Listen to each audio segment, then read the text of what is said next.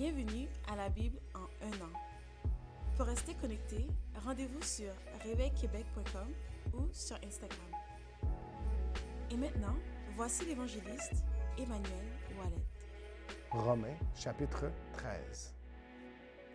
Que toute personne soit soumise aux autorités supérieures, car il n'y a point d'autorité qui ne vienne de Dieu.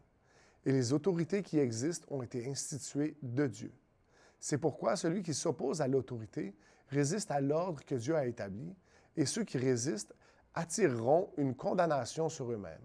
Ce n'est pas pour une bonne action, c'est pour une mauvaise que les magistrats sont à redouter. Veux-tu ne pas craindre l'autorité? Fais le bien et tu auras son approbation. Le magistrat est serviteur de Dieu pour ton bien. Mais si tu fais le mal, crains, car ce n'est pas en vain qu'il porte l'épée, étant serviteur de Dieu pour exercer la vengeance et punir celui qui fait le mal. Il est donc nécessaire d'être soumis, non seulement par crainte de la punition, mais encore par motif de conscience. C'est aussi pour cela que vous payez les impôts, car les magistrats sont des ministres de Dieu, entièrement appliqués à cette fonction.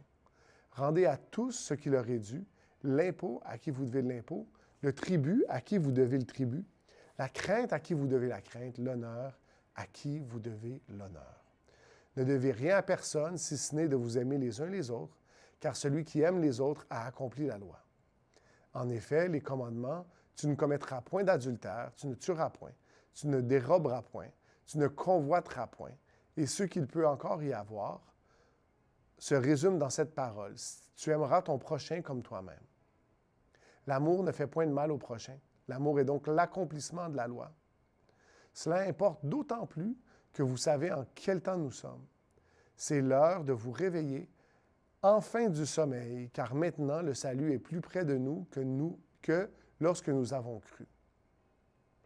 La nuit est avancée, le jour approche.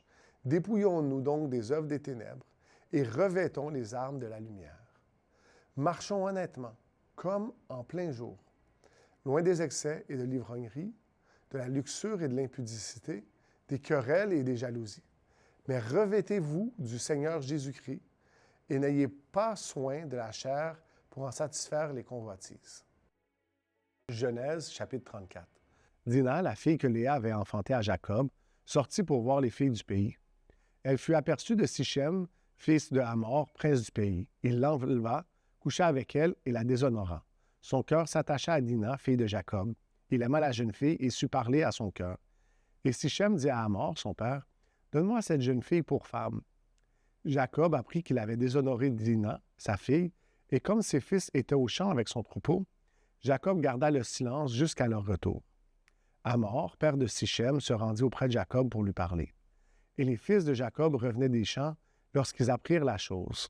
Ces hommes furent irrités et se mirent dans une grande colère parce que Sichem avait commis une infamie en Israël en couchant avec la fille de Jacob, ce qui n'aurait pas dû se faire. Hamor leur adressa ainsi la parole. « Le cœur de Sichem, mon fils, est attaché à votre fille. Donnez-la lui pour femme, je vous prie. Alliez-vous avec nous, vous nous donnerez vos filles et vous prendrez pour vous les nôtres.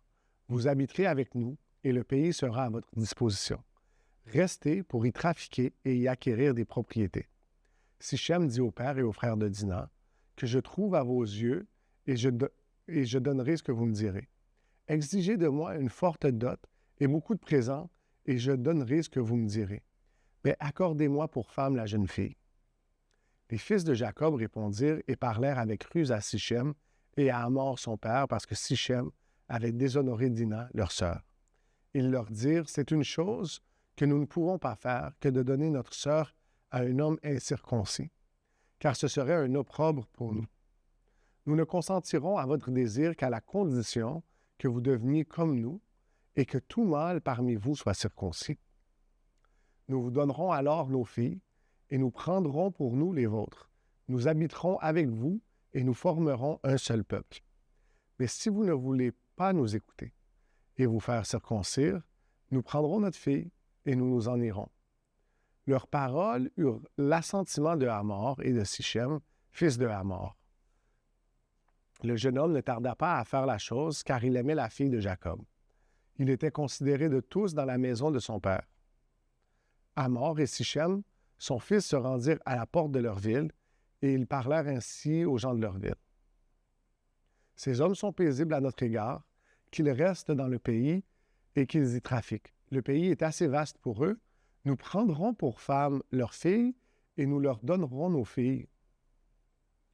Mais ces hommes ne consentiront à habiter avec nous pour former un seul peuple qu'à la condition que tout mâle parmi nous soit circoncis, comme ils sont eux-mêmes circoncis. Leurs troupeaux, leurs biens et tout leur bétail ne seront-ils pas à nous? Acceptons seulement leurs conditions pour qu'ils restent avec nous. Tous ceux qui étaient venus à la porte de la ville écoutèrent Hamor et Sichem, son fils, et tous les mâles se firent circoncire, tous ceux qui étaient venus à la porte de la ville. Le troisième jour, pendant qu'ils étaient souffrants, les deux fils de Jacob, Siméon et Lévi, frères de Dina, prirent chacun leur épée, tombèrent sur la ville qui se croyait en sécurité et tuèrent tous les mâles. Ils passèrent aussi au fil de l'épée Hamor et Sichem son fils. Ils enlevèrent Dina de la maison de Sichem et sortirent. Les fils de Jacob se jetèrent sur les morts et pillèrent la ville parce qu'on avait déshonoré leur sœur. Ils prirent leurs troupeaux, leurs bœufs et leurs ânes, ce qui était dans la ville et ce qui était dans les champs. Ils amenèrent comme butin toutes leurs richesses, leurs enfants et leurs femmes, et tout ce qui se trouvait dans les maisons. Alors Jacob dit à Siméon et à Lévi, « Vous me troublez en me rendant odieux aux habitants du pays, aux Cananéens et aux Phéréziens.